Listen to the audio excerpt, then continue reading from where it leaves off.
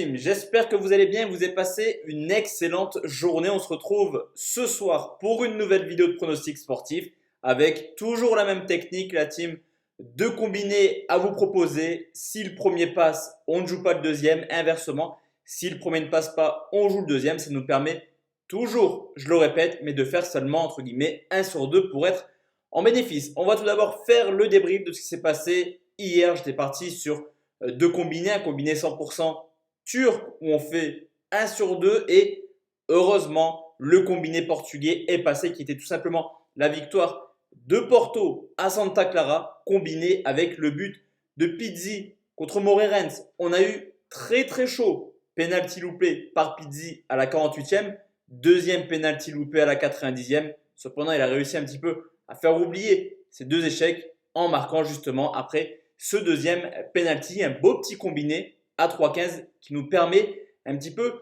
entre guillemets, parce qu'on est toujours en déficit forcément sur ce mois de mars, d'oublier un petit peu ce qu'il s'est passé ce dimanche.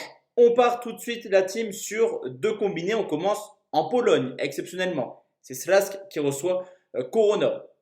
25e journée du championnat polonais où le 4e reçoit le 15e, une équipe de Slask qui carbure plutôt bien à domicile au vu des stats. 6 victoires, 5 nuls, une seule défaite, qui possède la deuxième meilleure attaque. Cependant, attention tout de même car à contrario, c'est tout simplement la plus mauvaise défense à domicile. La plus mauvaise défense, certes, mais ils reçoivent une équipe de Korona qui est, elle, la plus mauvaise attaque hors de leur base. Seulement 4 petits buts marqués et déjà 7 défaites en 12 déplacements. L'état de forme de Slask est plutôt honorable, on va dire entre guillemets. 5 points pris sur les 4 premières rencontres en 2020 avec un calendrier quand même assez défavorable dans le sens où ils ont vraiment joué des bonnes équipes. Au contraire, là encore une fois, de Korona qui reste tout simplement sur 2 défaites et 2 nuls en 2020. Un seul but marqué et qui, au contraire de Slask, a un calendrier plutôt favorable. Le but de ce match, forcément pour Slask, c'est de prendre le maximum de points pour arborer cette phase de groupe de championnat avec le maximum de points capitalisés. Je pense qu'ils sont capables de s'imposer à domicile. Victoire de Slask et ses cotés 1,62. Je combine cette rencontre avec un match en Allemagne où là c'est un petit peu plus connu, où Leverkusen reçoit l'Union Berlin. C'est les quarts de finale de la Coupe d'Allemagne, une équipe de Leverkusen qui, mine de rien, est quand même 5e de Bundesliga, encore en course en Coupe d'Allemagne justement, mais également encore en course en Europa League.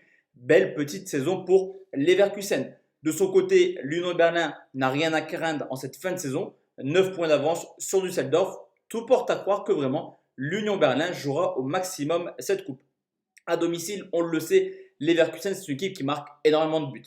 21 buts marqués en championnat, mais qui n'a pas non plus des résultats extraordinaires. 6 victoires en 12 matchs. Et même si l'Union Berlin n'est pas non plus la meilleure équipe hors de leur base avec 11 points en 12 matchs, la petite particularité, 15 matchs à l'extérieur, toutes compétitions confondues, dans 12 matchs différents, ils ont marqué ne serait-ce qu'un but. On le sait, quand Berlin se déplace, il est capable de proposer un jeu offensif assez alléchant. L'état de forme de Leverkusen est tout simplement irréprochable. Honnêtement, 8 victoires, 1 nul, une défaite en 2020.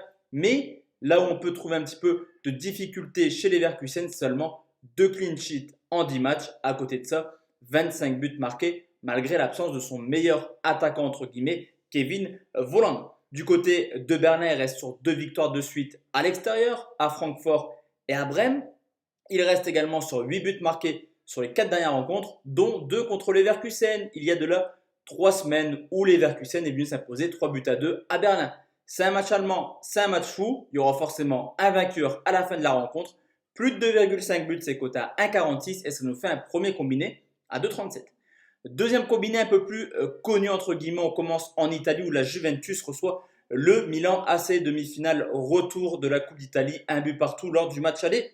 Pas la meilleure Juve cette année et clairement, mais ils sont quand même deuxième de Serie A et toujours en phase pour se qualifier en quart de finale de Ligue des Champions. L'une des meilleures équipes du Milan sur les dernières années et ils sont seulement entre guillemets 7e. À domicile, le constat est simple, toute compétition confondue. 16 victoires, 1 nul pour la Juve, intraitable à domicile, alors que le Milan, à l'extérieur, capable du meilleur comme du pire, 6 victoires pour déjà 6 défaites en 13 matchs.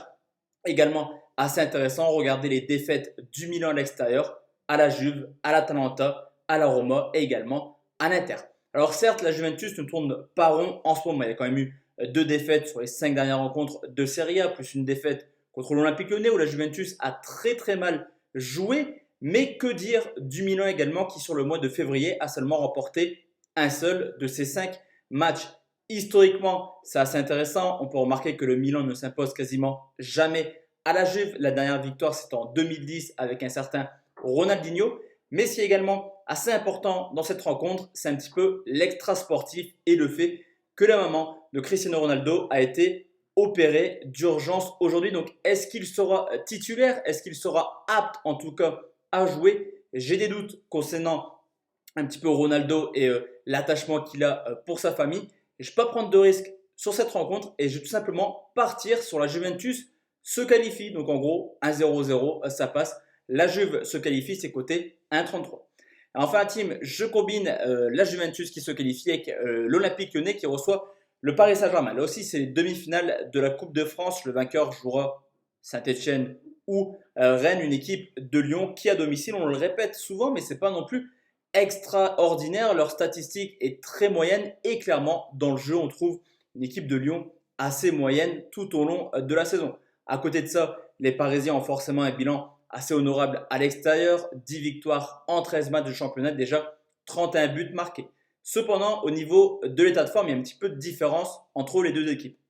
Et comme tous les ans, c'est toujours la même chose. Les Parisiens, quand on approche la fin de saison, les matchs de Ligue des Champions, ils sont plutôt dans une pente descendante. Au contraire de l'Olympique Lyonnais, qui à chaque fois arrive à nous faire mentir et à vraiment hausser son niveau de jeu. En témoigne, malgré une saison assez moyenne, ils ont seulement 7 points de retard sur Rennes et viennent surtout de battre la Juventus 1-0. Au contraire des Parisiens qui à l'approche de la Ligue des Champions se liquéfient un petit peu. Ils joueront la semaine prochaine le match retour contre Dortmund et tout simplement sur les dernières rencontres en 2020, c'est quand même 4 buts encaissés contre Amiens, 3 contre Monaco, 2 contre l'Olympique Lyonnais justement et également 3 contre Bordeaux. Ça encaisse pas mal mais ça marque également beaucoup de buts. 23 buts marqués sur les 6 dernières rencontres. Ce match est ultra important pour les deux équipes. Lyon doit se faire pardonner et le fait bien. Victoire contre la Juve et contre Saint-Étienne. Du côté du PSG, il faut essayer au moins d'aller chercher une coupe car on ne sait pas ce qui peut se passer la semaine prochaine contre Dortmund. Généralement, les Lions, Paris Saint-Germain sont des matchs extrêmement prolifiques. Plus de 2,5 buts, c'est coté également à 1,47 pardon. Et ça nous fait un dernier combiné à 1,96. Donc voici la team, mes 4 pronostics pour demain. On se retrouve demain soir justement pour une nouvelle vidéo de pronostics sportifs. En tout cas, portez-vous bien et n'hésitez pas à lâcher un petit pouce like si cette vidéo vous a plu. Ciao ciao la team et à demain. Ciao ciao.